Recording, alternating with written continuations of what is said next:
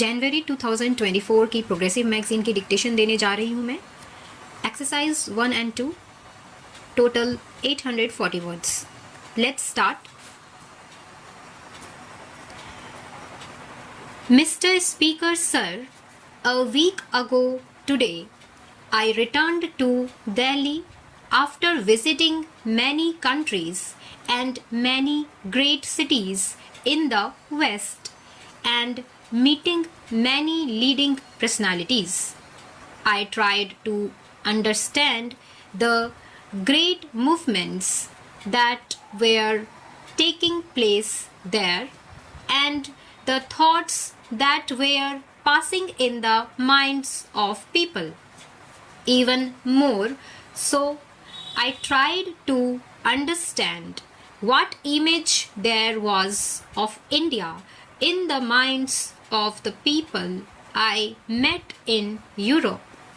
Even as I watched something of the stuff of history being made in Europe, I wanted to know how far the history we might be making here was reflected in the minds of the European people. I found they were greatly interested in what was happening in India because they felt it was something very significant, something that would not only change India but affects other countries and continents. From that distance, I thought of our work here, of the great problems that face us and the responsibility of this parliament in making the history of India.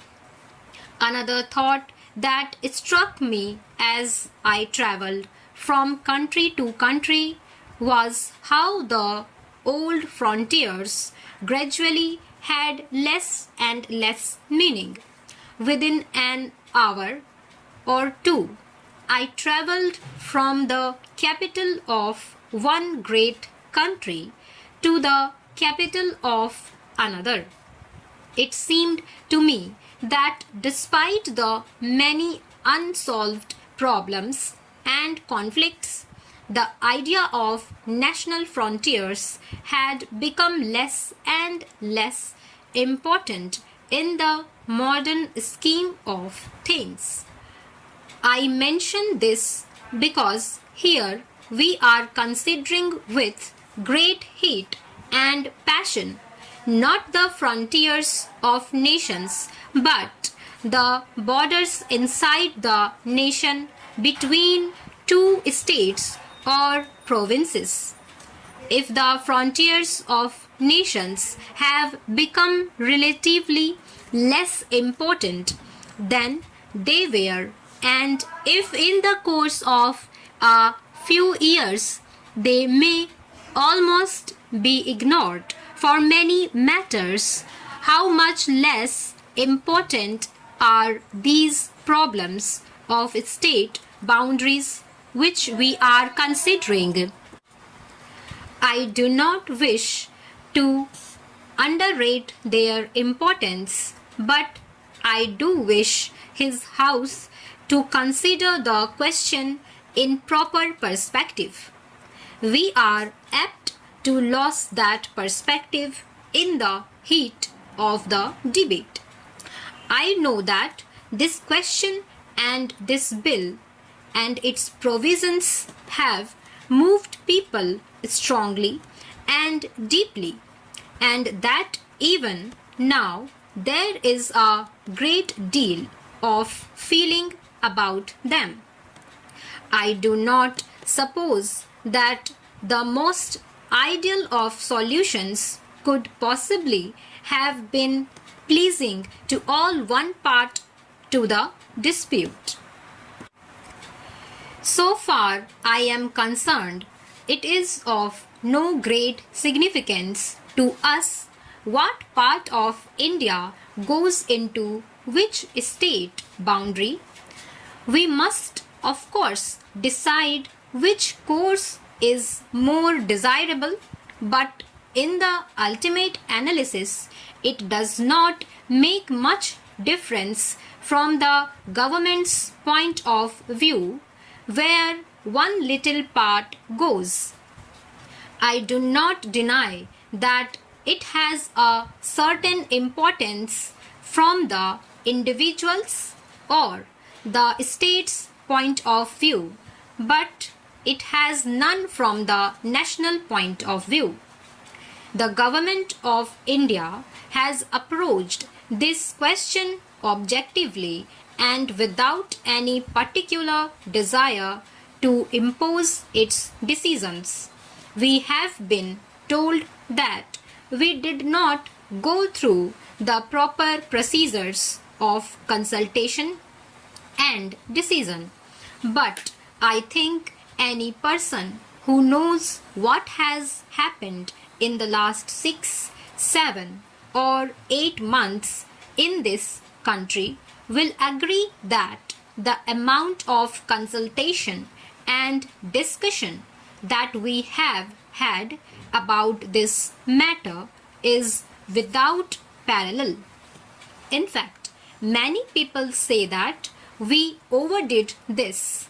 It would have been much simpler if we had not tried to consult hundreds of thousands of persons in this process and thereby perhaps added to the confusion. However, it is a fact that this question has roused people. But I want this house, in the first place, to look at this question in proper perspective, lest we should get lost in the passions of the moment. Secondly, to realize that however important these borders might be, they are, after all, administrative divisions inside the country. And thirdly, to remember that whatever we may decide today, nobody prevent us from making any variation subsequently. Nobody wants to change things every day. At the same time, nothing is final in the sense that it cannot be changed in the future. Our difficulty has been that we have tried too much, perhaps, to balance respective viewpoints and find a common way and as large a measure of agreement as possible.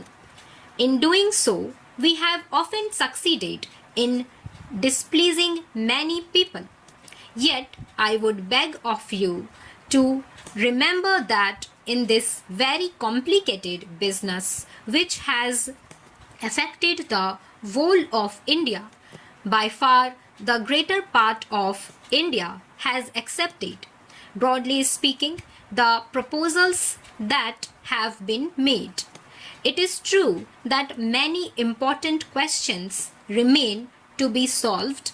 Among them, perhaps the one that has been talked about most is the question of Bombay and Maharashtra.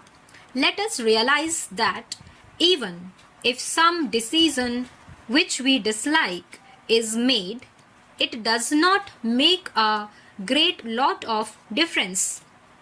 A mistake made in a restricted sphere can be corrected later, whereas a blunder cannot be corrected.